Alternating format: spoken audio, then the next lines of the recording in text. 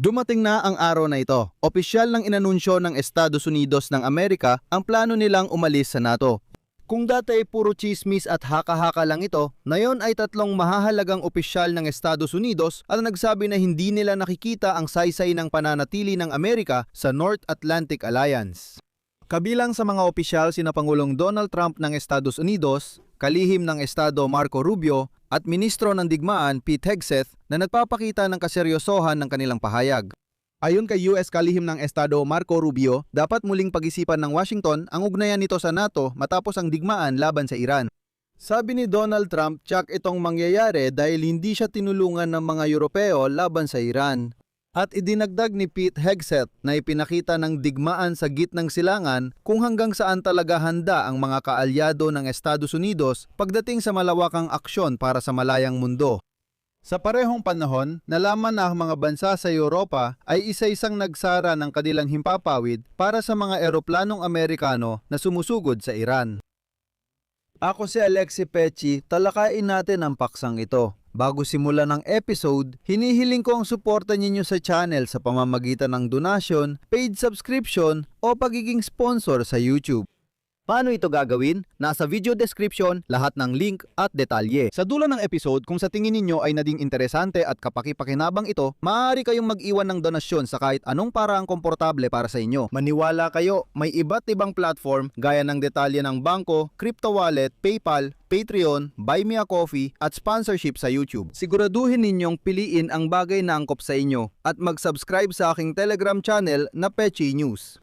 Ang link nito ay nasa description din ng video na ito. Doon kami naglalatala ng mga balita agad-agad kapag may dumarating. Sinabi ni kalihim ng Estado ng US na si Marco Rubio na dapat muling pag-isipan ng Washington ang relasyon nito sa NATO matapos ang digmaan laban sa Iran. Ang dahilan ng pahayag ni Rubio ay dahil halos walang suporta mula sa alyansa sa operasyon ng US laban sa Iran.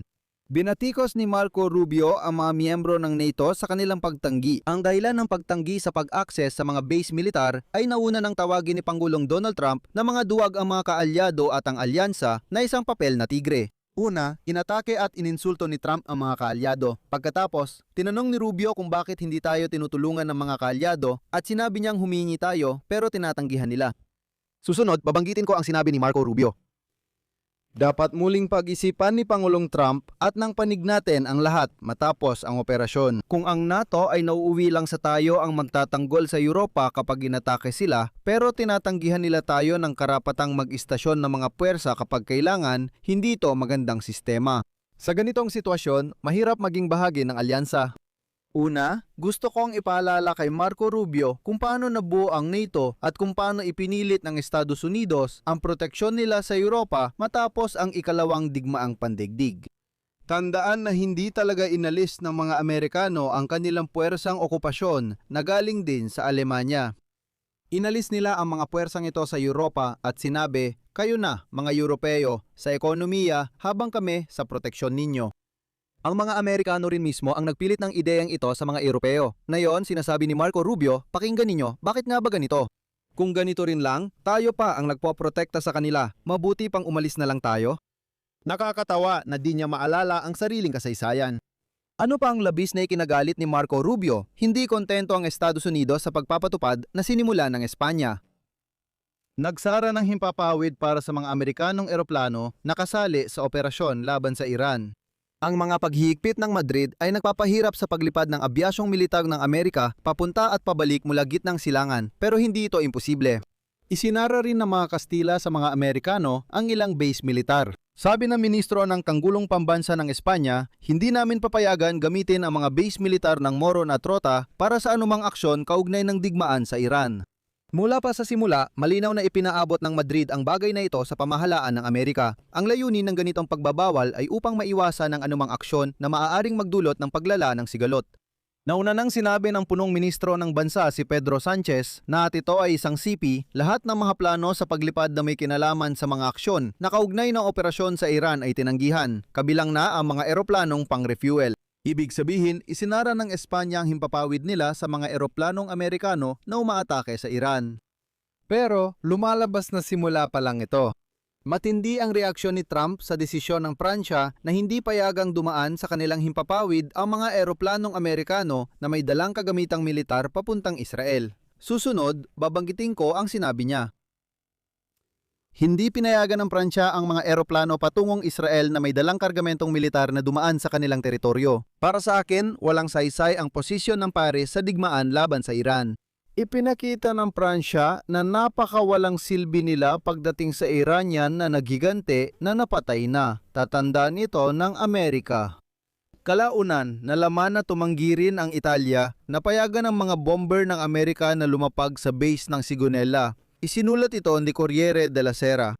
Personal na desisyon ito ng Ministro ng Depensa ng Italia na si Guido Crosetto matapos ang tawag mula kay hepe ng staff Luciano Portolano. May isang kawili-wiling kwento dito. Lumabas na sobrang kumpiyansa ng mga Amerikano na hindi man lang sila humingi ng pahintulot sa mga Italyano para magpalapag ng kanilang mga bomber. Ayon sa ulat, ilang gabi ang nakalipas, biglang nakatanggap ng flight plan mula sa mga Amerikanong bomber ang pamunuan ng hukbong panghimpapawid ng Italia. At laking gulat nila dahil sa flight plan na iyon, nakasaad na ang mga bomber na iyon ay dapat lumapag sa Sigonella at pagkatapos ay lilipad patungong gitnang silangan. Ang problema ay wala ni isa sa hukbong panghimpapawid ng Estados Unidos, ang opisyal na humingi ng pahintulot sa Italia para lumapag. Ang ruta ay ipinabatid lamang nung ang mga eroplano ay nasa himpapawid na. Isipin mo, nalaman ng militar ng Italia na ang mga flight na ito ay hindi karaniwan o logistical at hindi sakop ng kasunduang bilateral ng Italia at Estados Unidos. Ibig sabihin, gusto lang ng mga Amerikano na palapagin ang kanilang mga eroplano sa panlilinlang at hindi man lang nila ito ipinaalam sa mga Italyano. Interesante, ipinaliwanag ng Ministro ng Depensa ng Italia, Guido Crosetto, na may espesyal na marka o babala ang mga eroplano. Ang mga ganitong eroplano ay walang karapatang lumapag ng walang paunang kasunduan maliban na lang kung may emerhensya. Uulitin ko, hindi humingi ng pahintulot ang Estados Unidos at basta lumipad papuntang Italia. Sa huli, diretsong nagsalita ang Ministro ng Depensa ng Italia. Bawal sa Sigonella at walang pahintulot o konsultasyon, kaya ang mga Amerikanong eroplano ay naghahanap ng mapapaliparan habang nasa ere. Karamihan sa mga kasapi ng NATO ay tumanggi sa hiling ni Trump na tumulong sa pagbubukas ng kipot ng Hormuz na isinara ng Iran at nagbanta ng ganti matapos magsimula ang digmaan. Ang pagsasara ng koridor ng transportasyon ay nagdulot ng pagtaas ng presyo ng langis at gas, ngunit tiniyak ni kalihim ng Estado ng Amerika na si Marco Rubio. Sinabi niya na bubuksan muli ang kipot ng Hormuz pagkatapos ng bigmaan. Isipin mo, ito raw ang sinabi niya.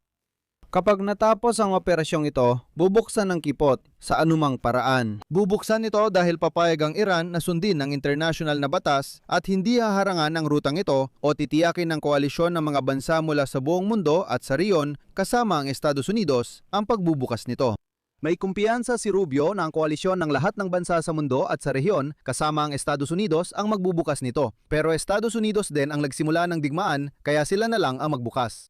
Ipinahiwatig ni US Defense Secretary Pete Hegseth na hindi nasisiyahan ng administrasyon ni Pangulong Donald Trump sa mga aksyon ng NATO allies noong digmaan laban sa Iran.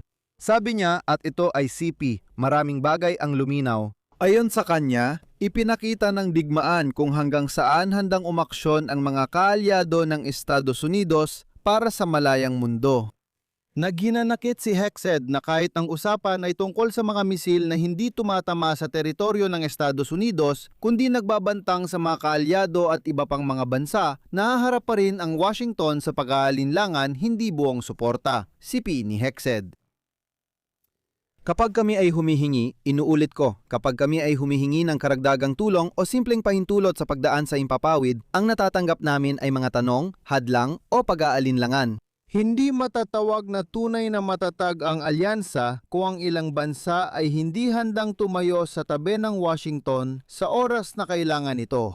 Pero alam mo ba kung anong nakakatuwa sa siping ito? Una, ilang beses na ring sinabi ni Donald Trump sa publiko na hindi niya kailangan ang tulong ng iba at hindi humingi ng ganong tulong ang Estados Unidos kaninuman. Lalabas si Pete Hegseth, kalihim ng depensa, at sasabihin, pakinggan ninyo, kapag humingi kami ng tulong, ewan ko kung bakit kami tinatanggihan. Sana maintindihan natin kung bakit. Hinihiling ko po ang inyong suporta sa YouTube channel na ito sa pamamagitan ng donasyon, bayad na subscription o pagiging sponsor. Paano po ito gawin? Lahat ng mga link at detalye ay nasa description ng video na ito. At mag-subscribe din kayo sa aking Telegram channel na Peachy News. Ang link nito ay nasa description din ng video na ito. Salamat!